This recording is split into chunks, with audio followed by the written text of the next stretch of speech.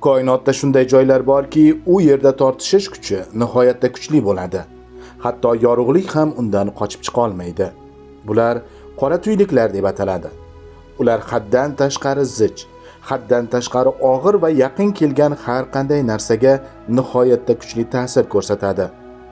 Qora tuyniklar ko'pincha fantastik filmlarda uchraydigan hodisa sifatida tasvirlanadi. Lekin ular haqiqiy ilmiy fakt. Faqat ko'pchilik ularni noto'g'ri tushunadi. Chunki qora tuyniklar aslida oddiy tuynik emas. Keling, tekshirib ko'ramiz.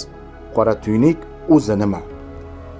Qora tuynik shunchalik ixcham va zich obyektki, hatto yorug'lik ham uning tortishish kuchidan qochib chiqa olmaydi. Nomi ham aynan shundan kelib chiqqan. U yorug'lik chiqarmaydi. Shuning uchun qora ko'rinadi. Qora tuyniklar avvaliga faqat matematik qiziqish sifatida qaralgan. Lekin 1950-1960-yillarda olimlar ularning koinotda haqiqatdan ham mavjud bo'lishi mumkinligini anglay boshladi. Qora tuyniklarning ikki asosiy turi bor. Birinchisi yulduz massasidagi qora tuyniklar. Ular ulkan yulduzlarning o'limidan keyin paydo bo'ladi. Ikkinchisi esa galaktikalar markazida joylashgan juda ulkan qora tuyniklar. Qora tuyniklar haqida bitta muhim narsani eslab qolish kerak. Qora tuyniklar hamma narsani o'zidan o'zi so'rib ketmaydi. Siz qora tuynik atrofida xuddi yulduz atrofida aylanganday aylana olasiz. Lekin juda katta massa nihoyatda kichik hajmga siqilgani uchun siz uning markaziga oddiy yulduzga qaraganda ancha yaqin bora olasiz. Modda qora tuynik tomon tushayotganda tobora tezroq aylanadi va disk shakliga kiradi. Biz buni akretsiya diski deymiz. Bu diskdagi modda qora tuynikka yutiladi. Haddan tashqari qiziydi va nihoyatda yorqin nur socha boshlaydi. Bir necha yil oldin ilk bor qora tuynik tasviri olindi. Tasvirda uning atrofida yorqin halqa ko'rindi. Ammo bu halqa qora tuynikning o'zi emas, uning atrofidagi qizigan modda edi. Qora tuynikning o'zi esa markazdagi qorong'u bo'shliq sifatida ko'rindi. Qora tuyniklar atrofida g'alati fizika sodir bo'ladi. Aqlga sig'maydigan turli hodisalar yuz beradi. Agar qora tuynikka juda yaqin borsangiz, vaqt sekinlashayotgandek tuyuladi.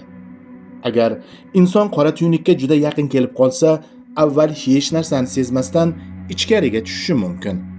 Keyin esa spagettifikatsiya boshlanadi. Ya'ni tana kosmik makaron kabi cho'zilib ketadi. Yulduz qora tuynik yonidan o'tayotganda uning bir tomoni ikkinchi tomoniga qaraganda kuchliroq tortiladi. Natijada yulduz cho'ziladi va parchalana boshlaydi. Bu hodisa toshqin kuchi ta'sirida yemirilish deb ataladi. Qora tuynik ichida nima bor? Eng ko'p qabul qilingan javob cheksiz zichlikka ega nuqta. Ammo biz buni hali to'liq tushuntira olmaymiz. Bu nuqtada umumiy nisbiylik nazariyasi ishlamay qoladi. Qora tuyniklarni topishning turli yo'llari bor. Ularni rentgen nurlari, ko'zga ko'rinadigan yorug'lik, ultrabinafsha va infraqizil to'lqinlar orqali kuzatish mumkin. NASAning ko'plab missiyalari qora tuyniklarni topishda katta rol o'ynagan. Yaqinda qora tuyniklarni topishning yana bir yangi yo'li paydo bo'ldi. Ikki qora tuynik qo'shilganda fazo vaqtda to'lqinlar hosil bo'ladi. Bunday to'lqinlarni gravitatsion to'lqin observatoriyalari orqali aniqlash mumkin. Qora tuyniklar haqidagi eng katta sirlardan biri shuki, deyarli har bir galaktika markazida joylashgan ulkan qora tuyniklar qanday paydo bo'lgan? Yana bir muhim savol bor. Hodisa ufqidan narida nima bor? Qora tuynik ichida aslida nima sodir bo'ladi? Biz bularni bilishni xohlaymiz, chunki qora tuyniklar koinot fizikasi haqidagi tushunchamiz bilan bevosita bog'liq. Biz ilgari ko'rmaganimiz darajada ulkan qora tuyniklarni kuzatyapmiz. Quyosh massasidan 100 baravar og'ir qora tuyniklar bor. Ilmiy hamjamiyat hozir ularni qayerda va qanday paydo bo'lishini aniqlashga harakat qilmoqda. Qizig'i shundaki, Eynshteynning o'zi bunday obyektlar haqiqatdan mavjud bo'ladi deb o'ylamagan. lekin boshqa olimlar uning nazariyasidan foydalanib qora tuynuklar bo'lishi mumkin degan xulosaga kelishdi. Endi esa biz ularni bevosita tasvirga olyapmiz. Bu fan qanday ishlashining ajoyib namunasi. Avval nazariy fikr paydo bo'ladi, keyin kuzatuvlar keladi. Ikkalasi birlashib, koinotni yanada chuqurroq tushunishga yordam beradi. Tasdiqlangan ilk qora tuynuk Cygnus X1. U 1964-yilda kashf etilgan. Astronomlar zond raketa qayd etgan yuqori energiyali rentgen nurlarini aniqlagan. Shundan beri NASA bir qancha missiyalar orqali qora tuynuklarni o'rganishda davom etmoqda. Chandra rentgen observatoriyasi, Hubble kosmik teleskopi, NuSTAR, James Webb kosmik teleskopi va boshqa qurilmalar shular jumlasidan. Bular NASAning qora tuynuklarni o'rganishdagi sa'y-harakatlarining faqat bir qismi xolos.